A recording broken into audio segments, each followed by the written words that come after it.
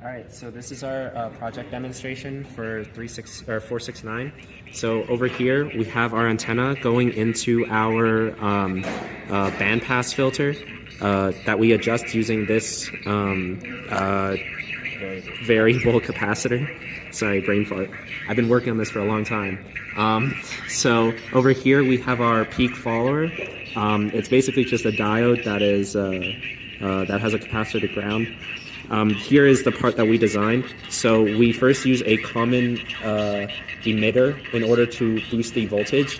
And then in our buffer stage, we have two transistors in a Darlington pair configuration that act as a common collector to boost the current. We have these larger capacitors here. We just found that it made the signal a lot more clear and better.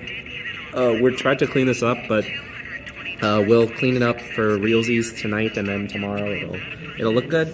And so let's listen in on the radio now. So this is one. That's two. That's three.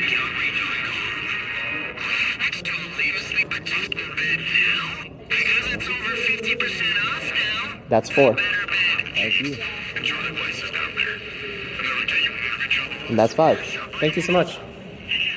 Hi there. So now that we've kind of shown you our circuit working in real time and in a real life environment, I'd like to take you a little bit more through the circuit and electronic side of how this entire system is built to actually work. So now, because we've built a radio receiver, I'd like to start at this antenna part. This antenna is a representation. You'd usually use like a longer wire.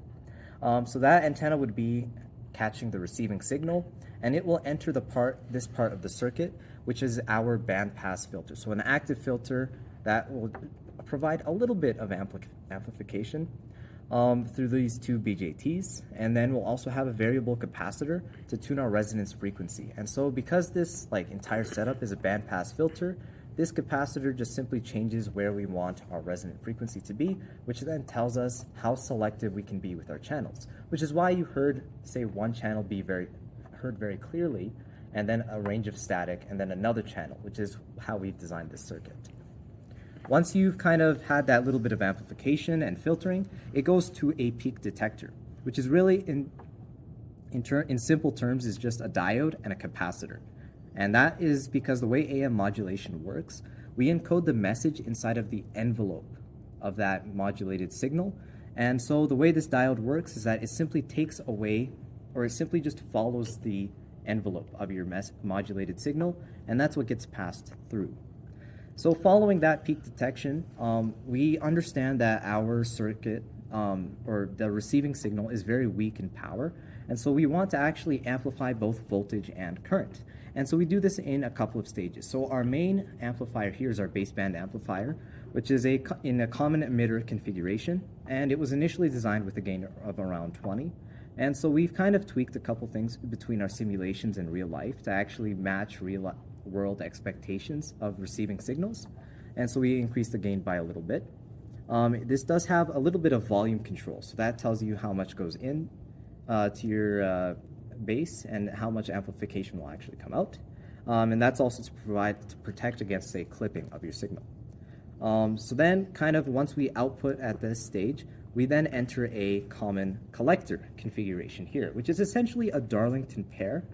That's just to provide a lot of current amplification. And that's really because we have a low impedance output. And that's really kind of where the common collector shines as an amplifier. And then again, we use some large capacitors, and this is really for, say, the clarity of the signal. So kind of in the way, if you want like a broad block diagram, this will be essentially signal receiver, demodulator, amplifier 1, amplifier 2, and then speaker on the output. Thank you very much.